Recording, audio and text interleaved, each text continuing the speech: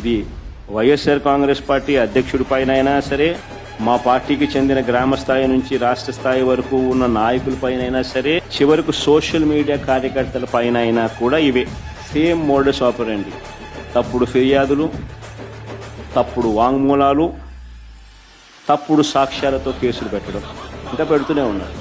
ఇదే సాంప్రదాయం నేను అడుగుతాను. ఇదే సాంప్రదాయం రేపు మా ప్రభుత్వం వచ్చిన తర్వాత దెబ్బలు తిన్న వీళ్ళు ప్రతిచర్యగా వీళ్ళు కూడా ఇదే చేయడం మొదలెడితే మీ పరిస్థితి ఏమిటి అని చెప్పి నేను అడుగుతా ఉన్నా తెలుగుదేశం పార్టీ. చంద్రబాబు నాయుడు గారు వేసిన విత్తనం, తప్పుడు విత్తనం చెట్టు అవుతుంది. చాలా అంటే చాలా తప్పు చేస్తాను.